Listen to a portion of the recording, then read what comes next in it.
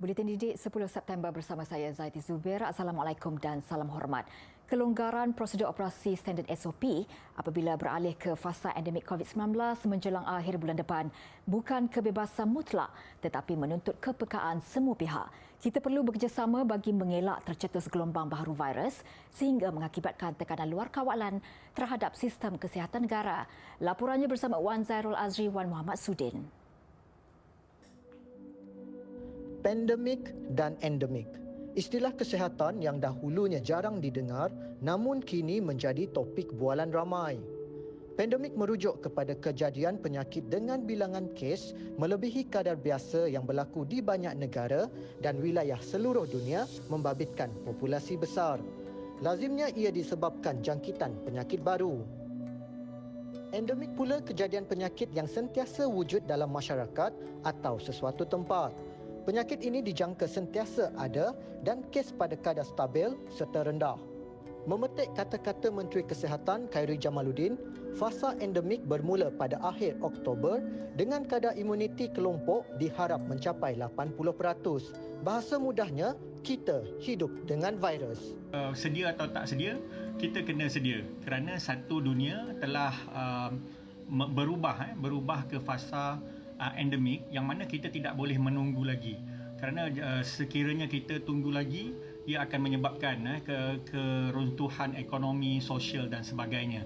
Jadi sama seperti apa yang berlaku di seluruh dunia adalah COVID ini, penyakit ini akan berada bersama dengan kita, sama macam denggi, HIV, polio dan influenza dan sebagainya. Menuju fasa endemik, 4 Menteri Kabinet duduk semeja meneliti dan membincangkan langkah penyesuaian serta kelonggaran SOP bagi membendung penularan COVID-19 selain membolehkan rakyat kembali menjalani kehidupan seharian yang lebih bebas dalam norma baru. Jaminan diberi kerajaan, soal melindungi nyawa dan kesihatan dititik beratkan. Program imunisasi COVID-19 kebangsaan dilihat membuahkan hasil dengan tren penurunan kemasukan kes kritikal ke wad sekaligus mengurangkan beban sistem kesihatan negara. Perubahan cara hidup kini adalah satu keperluan dan bukan lagi pilihan. Kita perlu mempersiapkan diri dari segi fizikal dan mental untuk persediaan memasuki fasa endemik COVID-19 atau hidup bersama virus ini. Terus patuh SOP dan amalkan norma baharu bagi sama-sama kita mencegah penularan COVID-19. Wan Zairul Azri, Wan Muhammad Sudin melaporkan. Masyarakat di Malaysia tidak terkecuali daripada menerima impak kesihatan mental akibat situasi pandemik COVID-19. Justru keprihatinan kita kepada mereka yang terkesan sekurang-kurangnya dapat membantu mereka meluahkan perasaan. Ini kerana komunikasi yang minimal juga sebenarnya mampu mengembalikan semangat mereka untuk meneruskan kehidupan dan mengurangkan tekanan yang dihadapi. Menurut Ketua Pengarah Kesihatan Tan Sri Dr. Nur Hisham Abdullah, sempena Hari Pencegahan Bunuh Diri Sedunia, faktor sosial tersebut boleh memberi kesan kepada sesetengah individu yang berisiko tinggi untuk mengalami masalah kesihatan mental, termasuk kemurungan. Dan sekiranya kemurungan itu gagal dikenal pasti dan dirawat dengan baik, mereka akan cenderung untuk tingkah laku bunuh diri yang meliputi idea, rancangan serta cubaan bunuh diri. Menteri Kesihatan Khairy Jamaluddin turut menggalakkan orang ramai memainkan peranan penting dalam mencegah insiden bunuh diri dan menghapuskan stigma berkaitan tingkah laku bunuh diri. Justru tema tahun ini bertindak segera harapan terbina bertujuan untuk meningkatkan keyakinan masyarakat. Untuk rekod, hingga Julai tahun ini, sejumlah 638 kes bunuh diri dilaporkan oleh Polis Diraja Malaysia PDRM berbanding 262 kes bagi tempoh sama pada 2020. Justru selaras dengan konsep keluarga Malaysia, masyarakat perlu bekerjasama mengenal pasti simptom awal, kemurungan dan tingkah laku bunuh diri dalam kalangan orang yang disayangi. Ia termasuk mengambil tahu dan bertanya khabar ahli keluarga serta orang sekeliling terutamanya yang terkesan akibat pandemik. Memberikan sokongan dan dorongan untuk mendapatkan bantuan pada masa sama, mengelakkan penularan berita, video atau gambar berkaitan kejadian bunuh diri menerusi media sosial. Universiti Teknologi Mara UiTM menerusi Fakulti Komunikasi dan Pengajian Media dan Fakulti Perubatan memeterai memorandum persefahaman MOU dengan College of Physicians Malaysia dalam usaha mempertingkatkan kerjasama dalam bidang komunikasi kesihatan. Kerjasama itu bagi mewujudkan perkongsian pengetahuan serta kepakaran daripada penyelidikan rentas lapangan kepada latihan media dan publicity membabitkan kedua-dua pihak. Menurut Dekan Fakulti Komunikasi dan Pengajian Media, Profesor Madya Dr. Masila Hamzah, dalam era perkongsian digital dan berita palsu ketika ini, sudah sampai masanya alat dan teknik komunikasi yang tepat digunakan bagi mengelakkan penyebaran maklumat palsu, terutama ketika dunia sedang berdepan pandemik COVID-19. Sincerely, we believe that this partnership will lead to many more mutually beneficial initiatives that produce new synergies and add academic value for both UiTM and College of Physicians Malaysia in the years ahead by way of our collaborative effort through a series of knowledge sharing to technical expertise. Profesor Madya Dr. Masila turut menyempurnakan majlis menandatangani MOU yang dijalankan secara dalam talian itu bersama Presiden College of Physicians Malaysia, Dr. Lachman Ramanathan. Turut berlangsung prapelancaran 2 buah buku digital nukilan bekas pesakit kanser dan penjaga pesakit kanser yang berjudul Acute Myeloid Leukemia, Kisah Kemoterapi Saya. Buku terbitan Canwork dengan kerjasama Wonsi ini dijual secara atas talian dan hasil jualan akan digunakan untuk tujuan pendidikan penyakit kanser. Karya puisi Nurul Ain Sarah Muhammad Arifin, pelajar tahun akhir College Vocational Keningau Sabah, berjaya memenangi tempat pertama dalam Festival Seni Sepanyol Paints of the Spanish Sun. Puisi yang dikarang Nurul Ain Sarah itu khas untuk ibunya sebagai menghargai pengorbanan menjaga keluarga. Menurut pelajar jurusan pengurusan perniagaan KV Keningau itu, puisi bertajuk Her Grit ini melambangkan ketabahan ibunya mengharungi pelbagai dugaan hidup sejak kecil, membesar dalam keluarga yang serba kekurangan. Namun Nurul Ain Sarah berasa kagum dengan kecekalan ibunya yang tidak pernah mengeluh atau mengadu masalah, malah dia sentiasa ceria dan optimis. Dia menulis puisi ini untuk mengabadikan pengorbanan ibunya dan mendedikasikan persembahan video puisi ini kepada wanita yang bergelar ibu. Hasil karya aslinya berjaya menarik perhatian penganjur festival dalam talian anjuran Monolith Projects XL yang berpangkalan di Barcelona. Festival ini mengetengahkan pelbagai kategori pertandingan termasuklah tarian, muzik, teater dan lukisan. She had moved mountain by carrying it on her tiny shoulders.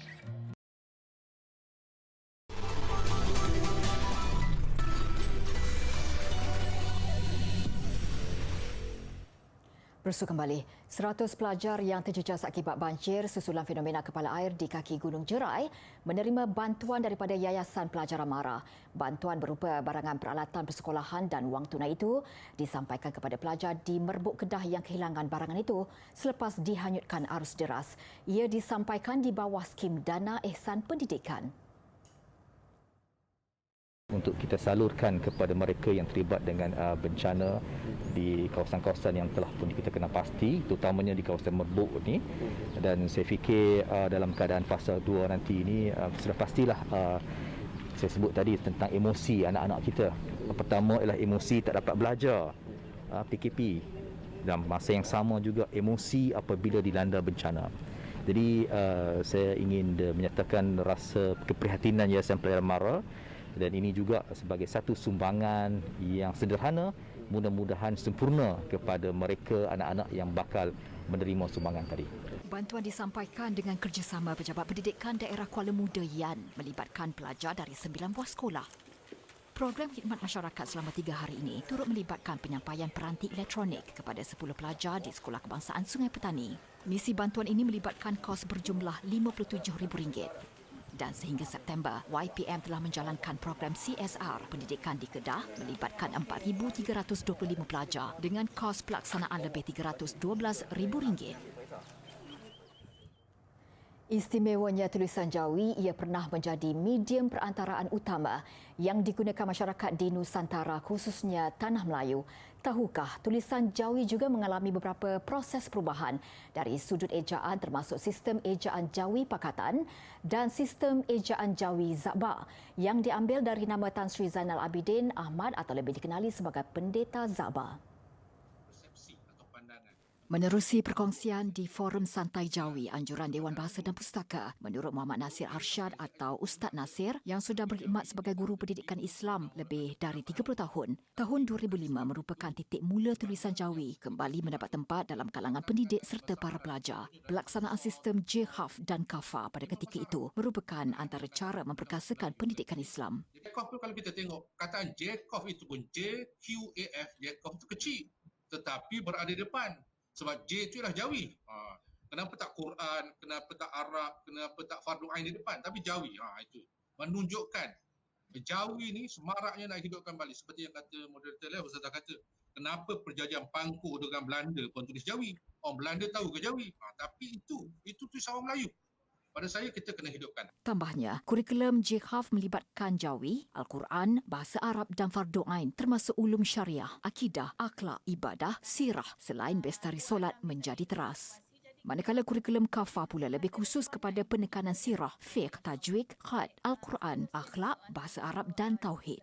Dalam pada itu, rata-rata ramai yang berpendapat tulisan Jawi agak menyusahkan. Jelas Ustaz Nasir, ketiadaan keselarasan mungkin penyebab utama. Kebanyakan merasakan penggunaan tulisan itu agak sukar. Jadi yang rasa agak sukar ni bila yang pertama sekali tadi saya sebut JCOF berlaku pada 2005, hari inilah tahun 2021.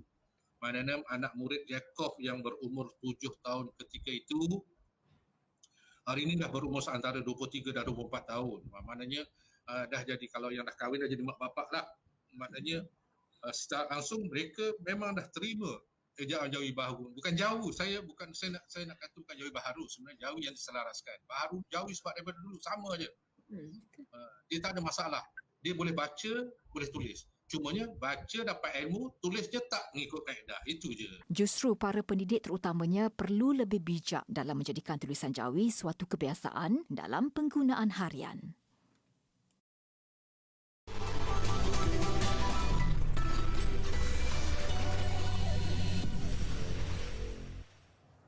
Melaka menerusi Majlis Bandaraya Melaka Bersejarah memenangi anugerah khas Jean-Paul Lallier Prize for Heritage Anjuran Pertubuhan Bandar Warisan Dunia OWHC yang berpengkalan di Quebec, Kanada dalam satu majlis penyampaian hadiah secara dalam talian. Datuk Bandar Majlis Bandaraya Melaka Bersejarah Datuk Zainal Abu berkata, anugerah berkenaan bertujuan mengiktiraf dan menghargai bandar yang menunjukkan usaha pemuliharaan harta warisan budaya dan menjadi rujukan serta pemangkin kepada masyarakat antarabangsa. Anugerah yang diberikan setiap 2 tahun sekali itu dimenangi Melaka menerusi projek yang dilaksanakan iaitu penambahbaikan dan pemuliharaan persekitaran Bandaraya Melaka Bersejarah. Dengan beberapa komponen projek bernilai RM10.4 juta sejak tahun 2012 dan berterusan sehingga kini. Komponen projek antaranya membabitkan penyediaan lebih banyak ruang terbuka untuk orang ramai dan laluan pejalan kaki sebagai perkongsian ruang dengan pengguna jalan. Selain menghubungkan lorong belakang sebagai laluan alternatif pejalan kaki, projek berkenaan dijalankan di Jalan Hang Jebat, Jalan Tun Tan Cheng Lock, Lorong Hang Jebat, Jalan Kampung Pantai, Jalan Kampung Huli, Jalan Kuli, Jalan Tukang Emas dan Jalan Tokong. Anugerah khas Jean-Paul Lallier Prize for Heritage disertai 11 bandar dunia iaitu Cedar Valley, Cape Verde, Cuenca, Ecuador, Melaka dan Georgetown, Malaysia. Hue, Vietnam, Krakow, Poland, Kutna Hora, Republik Czech, Luxembourg, Mexico City, Mexico, Querétaro, Mexico serta Safranbolu, Turki.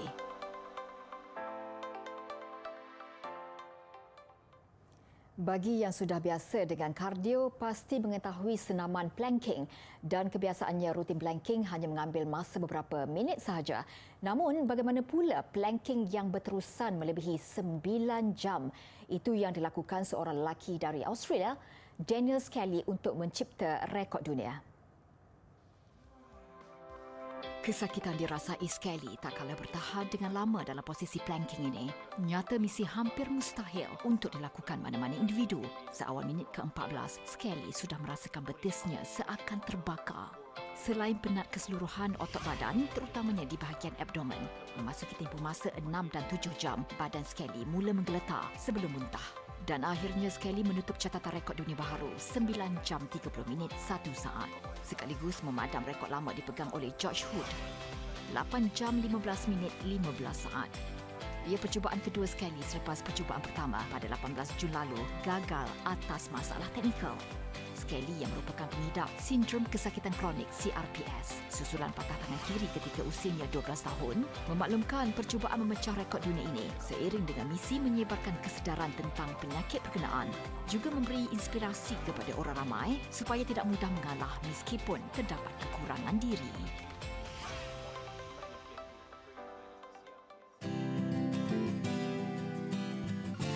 Kementerian Luar Negeri pada 17 Januari 1962 telah mengumumkan pelantikan ahli-ahli Suruhanjaya Kobol. Mereka terdiri daripada 5 orang anggota dengan dipengerusikan oleh Lord Kobol.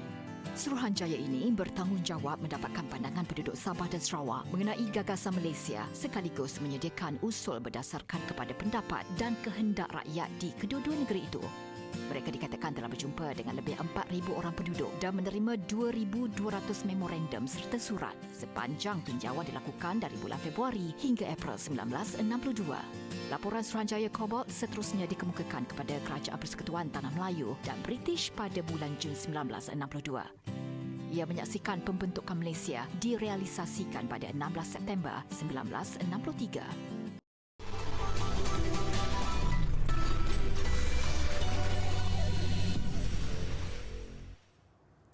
Ke laporan sukan, satu lagi kejayaan membanggakan atlet remaja negara di pentas dunia.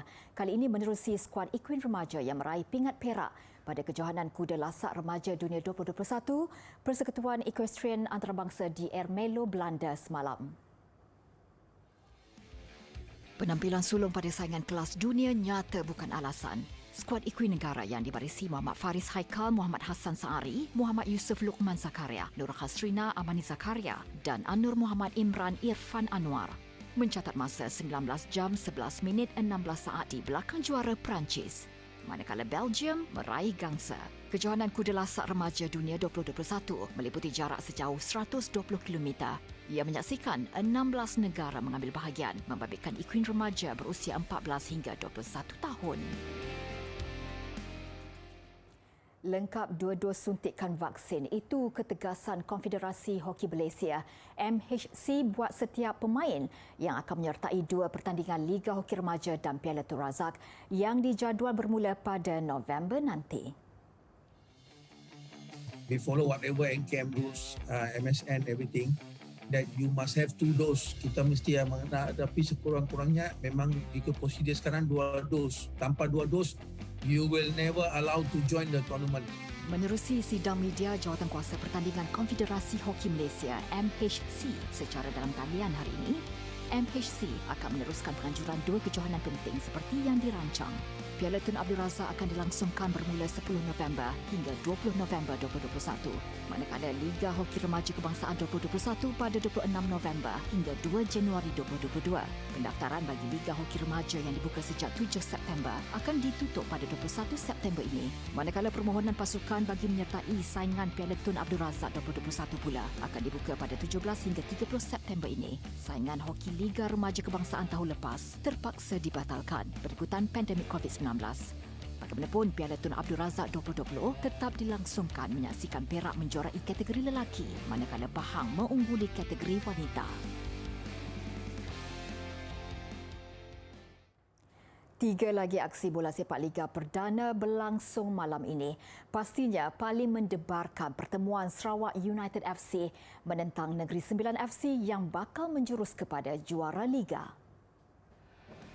Pertarungan Sarawak United FC dan Negeri Sembilan FC yang dijadual pada jam 9 malam ini di Stadium Bola Sepak Kuala Lumpur menjadi misi memburu 3 mata penting bagi kedua-dua pasukan.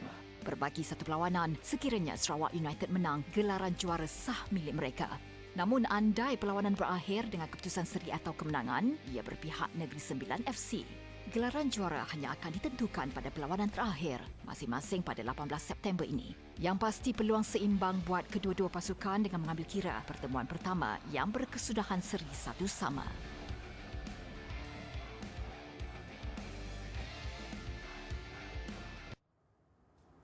Perlumbaan rally di kawasan Litar mengakhiri buletin didik malam ini. Dengan itu saya Zaiti Zubir, salam hormat dan Assalamualaikum.